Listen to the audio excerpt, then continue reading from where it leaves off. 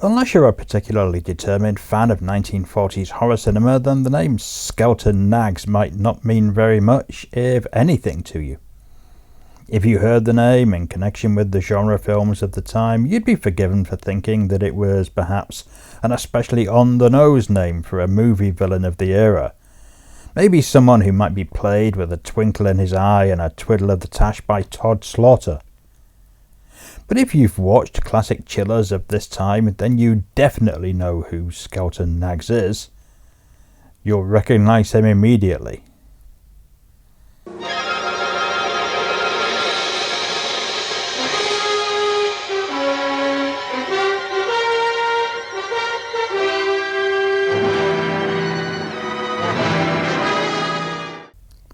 Throughout his short career and equally short life, Skelton Knaggs made only 38 screen appearances, and in 20 of those he goes uncredited, just another bit part player. As a character actor, he rarely rose above the status of supporting role, but he is nevertheless someone who made his presence felt when given the chance, and remains one of the great unsung figures of classic horror and thriller cinema, an actor who had so much promise and unfulfilled opportunity. Skelton Barnaby Knaggs, yes, that was his real name, was born in Sheffield in 1911 and studied at the Royal Academy of Dramatic Arts in London, eventually becoming a fairly successful Shakespearean stage actor. He made a few British film appearances, including The High Command and Michael Powell's The Spy in Black, where he played a German sailor, before moving to Hollywood in search of better things. Whether or not he found them is open to question.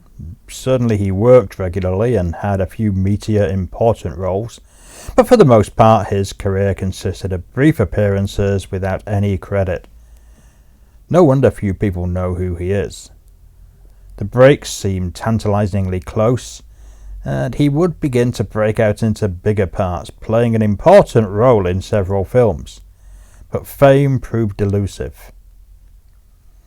Knaggs owes his success, if you can call it that, to a combination of his physical appearance and his voice.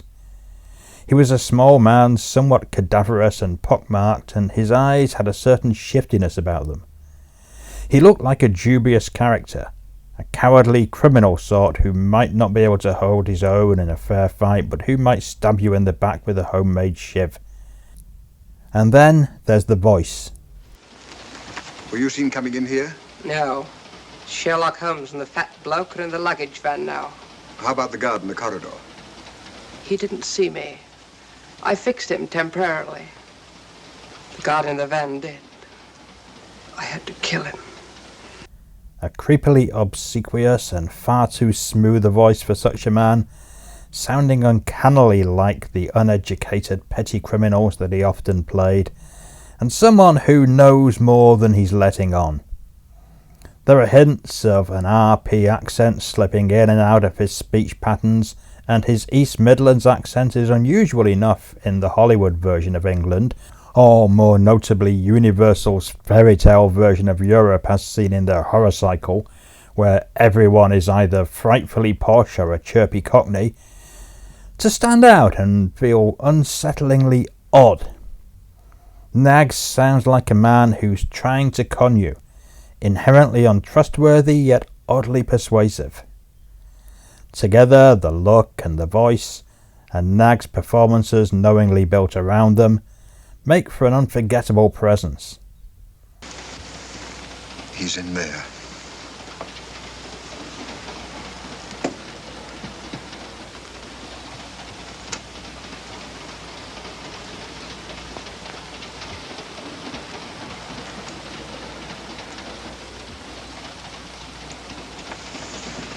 He's got the diamond. There's something inherently unsettling about Knaggs, even when he's just playing a man in a pub. It's no surprise when his characters are seedy opportunists or rabble-rousing provocateurs, as in House of Dracula, where he almost single-handedly works up the villagers into an angry mob. In the Sherlock Holmes film Terror by Night, he plays an assassin who talks about his murderous activity with a curiously detached relish, before himself being bumped off.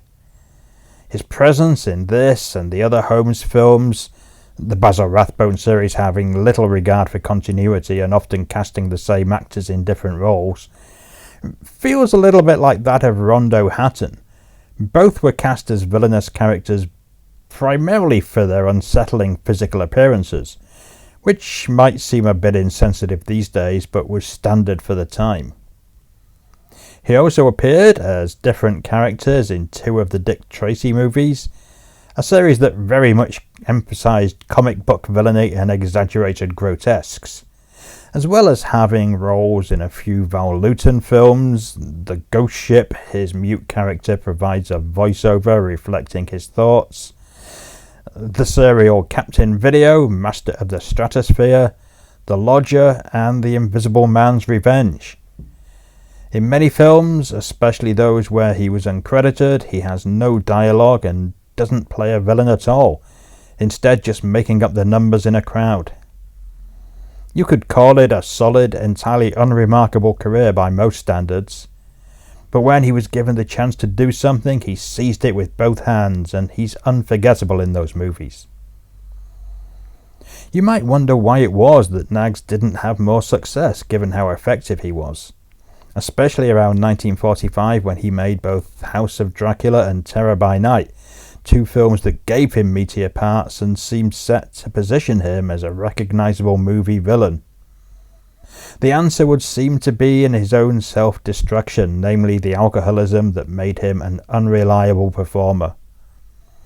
He was suitable enough for small parts where he could be easily replaced, but anything more than that would be a risk. Plenty of big-name stars were also drunks, of course, but their marquee value meant that filmmakers could work around that. And more importantly, they tended to become famous before they became alcoholics. Knaggs just wasn't worth that sort of effort.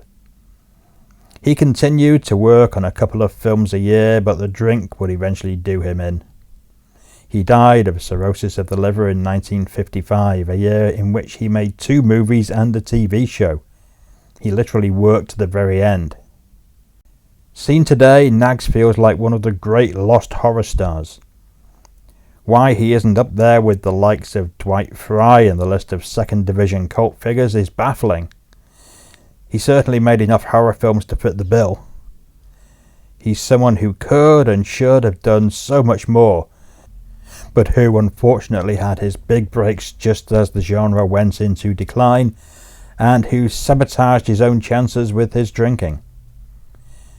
He was just 43 when he died, with so much more that he could have done. Imagine his presence in the horror films of the 1960s. It feels like a classic genre career lost, but at least we have the handful of films where his mere presence adds an unsettling sense of the weird and the unsavory. Do you remember Skelton Knaggs? What are his favourite films that you've seen? Let us know in the comments. And maybe tell us about other characters who you think should have been bigger than they were. If you like these looks at forgotten stars, forgotten movies and forgotten culture, then of course make sure to like, subscribe, share, do all those things that help promote the channel. Thanks for watching, and I'll see you again soon.